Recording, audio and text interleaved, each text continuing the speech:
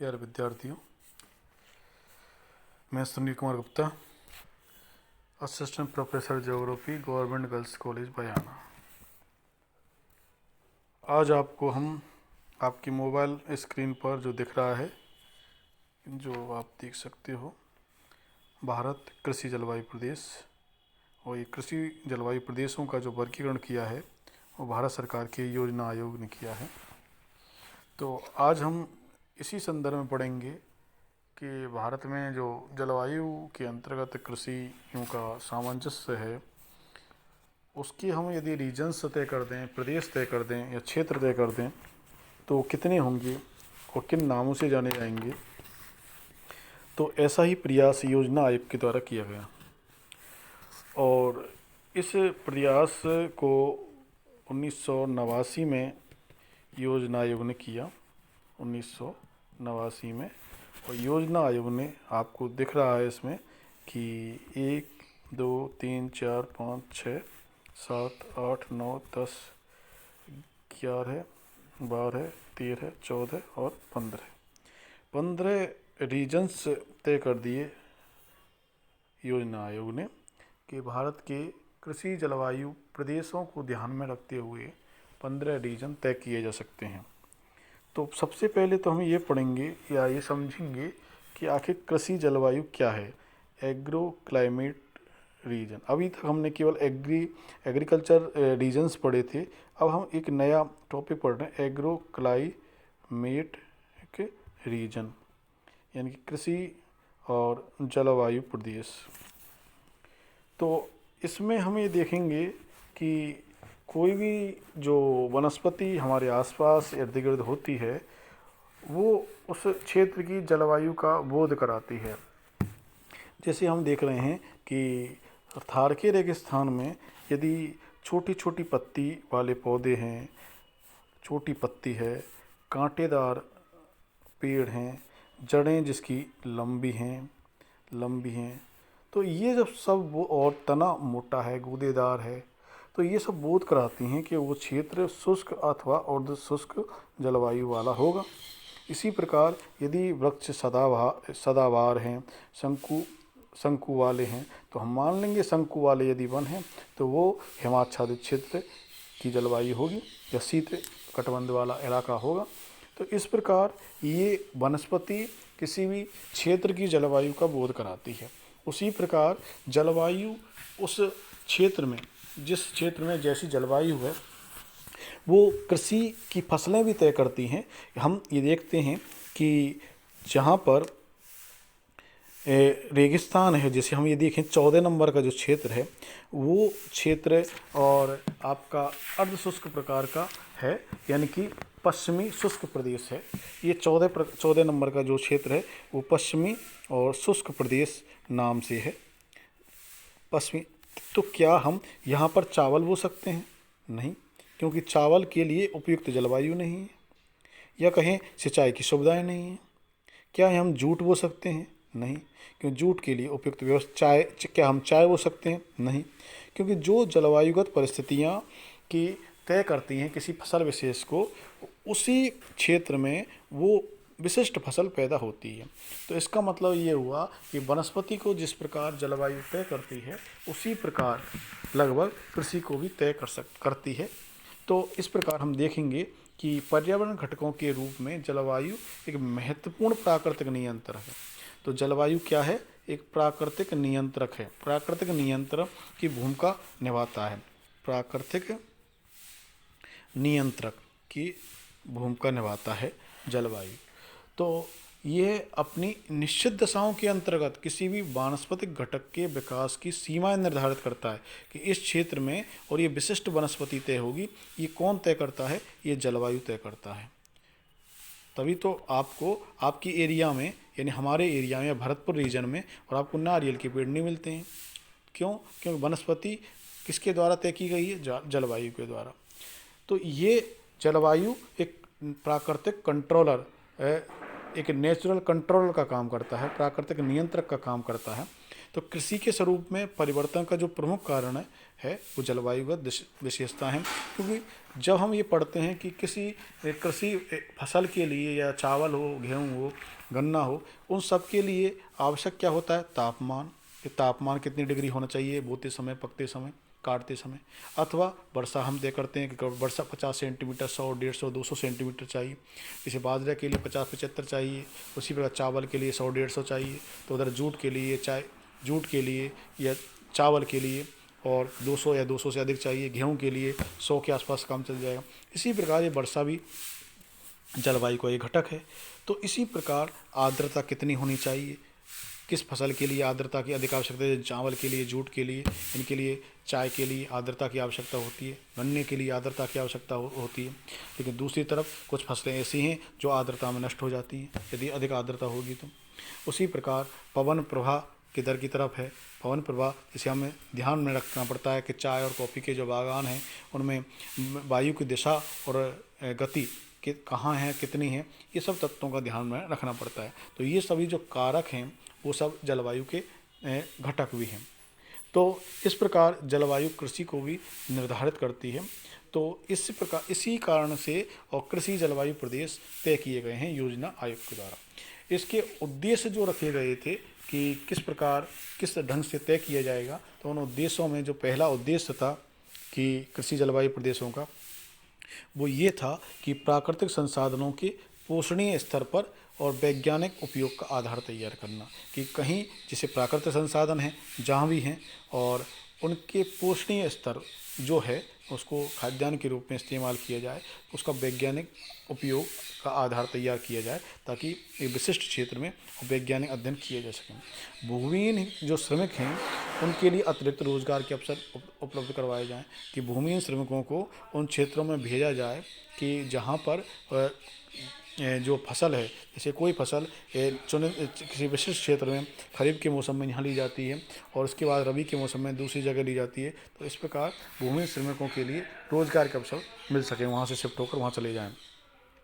इसी प्रकार जो तीसरा कारण था या उद्देश्य था वो था कृषि की सहायक गतिविधियों के विकास द्वारा कृषकों की आय में अधिकतम वृद्धि। यानी कि कृषि के साथ साथ जो किसान हैं वो अपनी फसलों के साथ साथ अन्य बागवानी फसलें या फिर चारा फसलें अथवा फलों की बगीचे आदि लगा करके और अपनी आय में वृद्धि करें। इसके अतिरिक्त कृषि उत्पादन की मांग एवं पूर्ति में संतुलन बनाया जा सके, डिमांड और सप्लाई में। तो इस प्रकार हमने और इन उद्देश्यों को ध्यान में रखा। अब योजना आयोग ने जो 1989 में 15 रीजन्स तय किए गए हैं, 15 भाग तय किए हैं, वो कौन कौन से हैं आप इनको समझेंगे। पहला जो है वो ये रहना, आप देखेंगे पहला, तो पहले जो है वो पश्चिमी हिमालय क्षेत्र है। यानी कि हिमालय क्षेत्र तो है ही है लेकिन इसका नाम पश्चिम में सब जोड़ दिया। दूसरा है हिमालय क्षेत्र है लेकिन पूर्वी हिमालय। और तीसरा है गंगा का, ये तीसरा, चौथा, पांचवा, छठा ये गंगा के मैदान है, तो ये गंगा का निम्न मैदान है। और इसके बाद जो चौथा है वो गंगा का मध्यवर्ती मैदान है। और चौथा और पांचवा का जो है गंगा का ऊपरी मैदान है। और छठा गंगा का पार मैदान है। ये गंगा का पार मैदान है। इस प्रकार हमने देखा कि ये जो रीजन है इसमें 3 नंबर, 4 नंबर और 5 नंबर, 6 नंबर, ये जो 4 जो रीजन हैं वो गंगा के नाम पर हैं। गंगा का निम्न, गंगा का मध्य, गंगा उच्च और गंगा पार। इस प्रकार ये 4 रीजन गंगा नदी के नाम पर है। सातवां आप देखेंगे, ये सातवां हम दूसरे कलर से देंगे, चलो सातवां पूर्वी पठार है, और 8वां आपका मध्य पठार। ये 2 पठारों के नाम पर हो गए, मध्य पठार। और 9वां पश्चिमी पठार। और आपका 10वां ये हो गया दक्षिणी पठार। इस प्रकार एक बहुत बड़ा हिस्सा और पठारी क्षेत्र के अंतर्गत आता है। यानी कि आप ये देखेंगे कि इसमें यहाँ अलग कलर से कि 7 नंबर, 8 नंबर, 9 नंबर, 10 नंबर, ये बहुत बड़ा रीजन पठारी क्षेत्र में है। 7वां पूर्वी पठार, 8वां मध्य पठार, 9वां और पश्चिमी पठार, और ये 10वां पश्चिमी, और 10वां है पश्चिमी पठार, और पहाड़ ये दक्षिणी पठार। इस प्रकार ये 7, 8, 9, 10 ये 4 रीजन जो क्षेत्रफल के दृष्टिकोण से भी बहुत बड़ा क्षेत्र है, और ये पठारी रीजन है। जो 11वां और 12वां है वो है पूर्वी तटीय और पश्चिमी तटीय। देखिए 11वां और 12वां, यहाँ पर आप देखेंगे कि आप इधर देखें, ये 11वां रीजन ये है आपका पूर्वी तटीय मैदान, और इधर आप 12वां नंबर देखेंगे। 12वें नंबर के लिए मैं थोड़ा सा इसको यहाँ मिटा दूँगा, 12वां नंबर, और 12वां नंबर आप देखेंगे कि ये 12वां नंबर है, और ये है पश्चिमी तटीय मैदान और घाट प्रदेश। 13वां नंबर है वो अभी देखेंगे आप कि दूसरे कलर से मैं दिखाऊंगा आपको इसको, कि ये जो 13वां नंबर है वो गुजरात का क्षेत्र है, गुजरात का मैदानी और पहाड़ी क्षेत्र। और इसके बाद आपका जो 14वां नंबर है जिसका मैंने अभी पहले चर्चा की थी, ये पश्चिमी शुष्क प्रदेश, पश्चिमी शुष्क प्रदेश, शुष्क प्रदेश। और 15वां जो नंबर है वो आपका, आपको यहाँ थोड़ा सा मिटाना पड़ेगा। यहाँ आप देखेंगे यहाँ पर जो ये क्षेत्र है 15वां नंबर आपको दिख जाएगा, ये इस कलर से दिखाऊं मैं, तो ये जो क्षेत्र है यहाँ आप देखेंगे, यहाँ 15वां नंबर ये है द्वीपीय क्षेत्र, द्वीपीय क्षेत्र। इस प्रकार ये 15 भागों में भारत की कृषि जलवायु का विभाजन किया गया है, और अब हम एक एक कृषि जलवायु का अध्ययन करेंगे। तो उसमें आप देखेंगे पहला है पश्चिमी हिमालय प्रदेश। अब हिमालय प्रदेश का पहला हिस्सा पश्चिमी हिमालय, आप इसमें ये जो क्षेत्र है वो पश्चिमी हिमालय प्रदेश है। इससे जो प्रदेश की जो विशेषता है, इसका क्षेत्रफल लगभग 2,50,000 वर्ग किलोमीटर है, और इसमें जम्मू कश्मीर और हिमाचल प्रदेश और उत्तराखंड, ये JNK, लद्दाख, हिमाचल प्रदेश और उत्तराखंड, ये क्षेत्र इसके अंतर्गत आते हैं। और उच्चावच संबंधी इसमें बहुत अधिक विषमता भी है, समानांतर श्रेणियाँ हैं, सिंधु तंत्र है इसमें, और सिंधु की जो सहायक नदियाँ हैं वो रावी, चेनाब और झेलम, किशनगंगा, ये अन्य नदी हैं। झेलम की सहायक नदी है ये, किशनगंगा और जास्कर, ये कुछ नदियां हैं जो सिंधु की सहायक नदियां। इन नदियों ने इसे को उपजाऊ घाटी में तब्दील कर दिया गया है, और जो उत्तर का जो क्षेत्र है वो हिमाच्छादित क्षेत्र है। उत्तर का जो क्षेत्र है वो पूरी तरह से हिमाच्छादित क्षेत्र है, ये हिमाच्छादित क्षेत्र है। और इस प्रदेश में ग्रीष्म काल में जो तापमान है वो कम रहता है, 5 डिग्री सेल्सियस के आसपास रहता है, 5-10। और इस प्रकार यहाँ औसत वार्षिक वर्षा जो है वो कहीं कहीं पर तो बहुत कम, यानी 10 सेंटीमीटर के आसपास, और कहीं जैसे इधर तराई क्षेत्र में 250 सेंटीमीटर भी हो जाती है। इसका अधिकांश भाग सर्दियों में दिसंबर से मार्च व ग्रीष्मकाल में जून से सितंबर के दौरान वर्षा होती है। अब आप इसके बाद जो देखेंगे वो शीतकाल है, और सर्दी में वो उसमें उच्च पर्वतीय भागों में हिमवृष्टि होती है, या शीतकाल में उच्च पर्वतीय भागों में हिमवृष्टि होती है, और उसकी ठंडी जो हवाएं हैं, ठंडी लहरें, वो दक्षिण भारत की तरफ, इधर की तरफ शीतलहर के रूप में आती हैं। तो हल्की भूरी पोड़जोल मिट्टी है इसमें, और दून घाटी में और जलोढ़ मृदा है। दून घाटी और द्वार, ये 2 घाटियों के नाम है।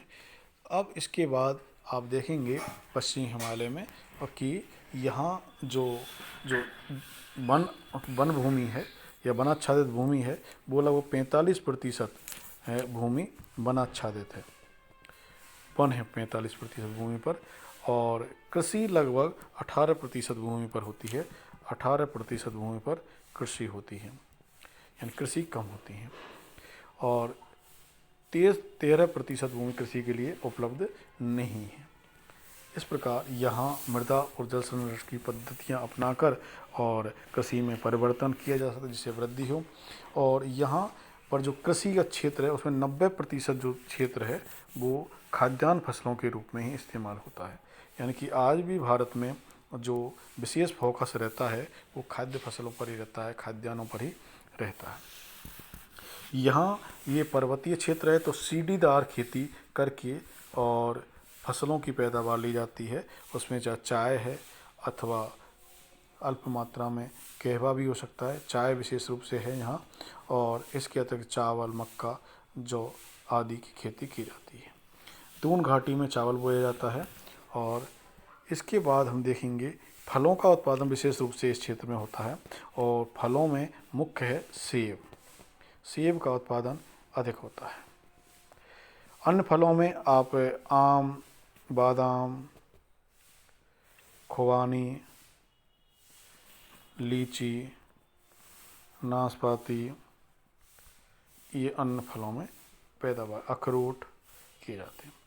पशुपालन भी इस क्षेत्र में बहुत अधिक किया जाता है क्योंकि जहाँ गुर्जर हैं, बकरवाल हैं, ऐसी जो जनजातियाँ हैं वो उनका मुख्य धंधा पशुपालन ही है। भेड़ भी यहाँ पाले जाते हैं, भेड़ मुख्यतः पाले जाते हैं, भेड़ बकरियाँ और दुधारू पशु और बकरियाँ, भेड़ बकरी मुख्यतः इनका यहाँ पर पशुपालन के रूप में इस्तेमाल होता है। जल संसाधन को देखें तो जल संसाधन में यहाँ गंगा नदी तंत्र है यहाँ और इधर सिंधु नदी तंत्र है। इस प्रकार दो बड़ी बड़ी नदियों की तंत्र है, उनकी सहायक नदियाँ हैं। इनके माध्यम से जल की पर्याप्त मात्रा में उपलब्धता है। जब नदियाँ उत्तरी क्षेत्रों से या उत्तरी पर्वतीय क्षेत्रों से जब निकलती हैं तो गहरे गार्ज बनाती हैं। इन बड़ी विशाल वी आकार की घाटियाँ होती हैं, उनको गौर्ज बोलते हैं। तो इस प्रकार नदियाँ आगे बढ़ती हैं।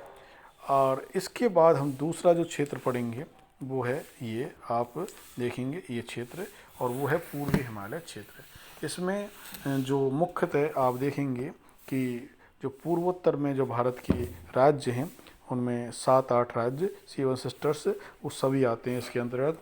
और यहाँ पर आप देखेंगे कि चाय, चावल और जूट मुख्य फसलें हैं।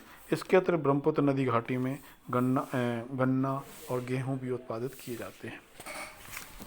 इसके बाद हम देखेंगे कि इसका जो क्षेत्रफल है वो लगभग 3.25 लाख वर्ग किलोमीटर है, 2,74,000 वर्ग किलोमीटर है। और यहाँ पर हिमालय क्रम की पर्वत श्रृंखलाएँ हैं क्योंकि ये हिमालय जो पर्वत श्रृंखला है वो इस ढंग से ही आती है, इस ढंग से दक्षिण में मुड़ जाती है। तो हिमालय क्रम की ही पर्वत श्रृंखलाएँ यहाँ पर मौजूद हैं। और ये उबड़-खाबड़ पर्वतीय क्षेत्र है। इसके अतिरिक्त पश्चिमी हिमालय की तुलना में यहाँ पर वर्षा भी अधिक होती है यहाँ। और लगभग तापमान जो है वो 11 से 24 डिग्री सेल्सियस रहता है और वर्षा 250 सेंटीमीटर ही रहती है के आसपास रहती है। कहीं कहीं भागों में 400 सेंटीमीटर वर्षा भी मिलती है। जैसे मेघालय जो पठार है उसकी जो पहाड़ियाँ हैं गारो, खासी और जयंती, गारो, खासी और जयंती, ये 3 पहाड़ियाँ हैं। इन पर भारी मात्रा में वर्षा होती है, विशेष रूप खासी पहाड़ी पर मध्यवर्ती। यहाँ चेरापूंजी और मासिन राम दोनों जगह खासी पहाड़ी पर, चेरापूंजी और मासिन राम ये महत्वपूर्ण जगह हैं। इसके अतिरिक्त यहाँ पूर्वी हिमालय क्षेत्र का हम अध्ययन करते हैं तो देखेंगे कि पूर्वी हिमालय क्षेत्र में जो तीव्र ढाल है और वर्षा की अधिक प्राप्ति से मृदा का अपरदन भी बहुत होता है इस क्षेत्र में। इन वर्षा अधिक होती है और ढाल क्या है, तीव्र है, ढाल तीव्र है। इन दोनों के फलस्वरूप यहाँ पर मृदा अपरदन अधिक होता है क्योंकि वर्षा का पानी इकट्ठा होकर और तेज़ गति से जब दक्षिण की तरफ या तराई क्षेत्रों में या घाटी क्षेत्रों में चलता है तो भारी मात्रा में और अपरदन होता है। भूमि उपयोग की दृष्टि से हम देखें तो सर्वाधिक 45% भाग पर यहाँ वनाच्छादन है, यानी कि वनाच्छादन बहुत अधिक है, लगभग 45% भूमि पर और वन है यहाँ पर। और यहाँ जो जनजातियाँ रहती हैं जिनमें नागा है या अन्य जनजातियाँ हैं और वो झूमिंग प्रकार की खेती करती हैं। यहाँ पर झूमिंग प्रकार की, ये स्थानांतरण प्रकार की खेती होती है कि 3-4 साल एक स्थान पर खेती की जाती है। जब इस क्षेत्र की उत्पादक क्षमता कम हो जाती है तो ये शिफ्ट होकर दूसरे स्थान पर लोग चले जाते हैं। यहाँ पुनः खेतों को तैयार करते हैं, वनों को जलाते हैं, काटते हैं और सामान्य प्रकार के हलों से उस राख को उस खेत में और मिला देते हैं। इसलिए इसको स्लैश एंड बर्न खेती भी बोलते हैं, काटो और जलाओ खेती भी बोलते हैं। इस प्रकार यहाँ पर जो मुख्य जो फसल है इसमें मैंने अभी बताया था आपको कि चावल, गेहूँ और मक्का ये खाद्यान्न फसल है। इसके अंदर रेशेदार फसलों के रूप में जूट पैदा किया जाता है और रोपण जो कृषि है उसमें हम देखते हैं चाय, फल और सुपारी भी यहाँ पर पैदा की जाती हैं। तो आज हम इस वीडियो में और इस सब का अध्ययन नहीं कर सके, लेकिन 2 पॉइंट्स का अध्ययन कर चुके हैं और शेष जो 13 पॉइंट्स हैं उनका अध्ययन हम अगले वीडियो में करेंगे।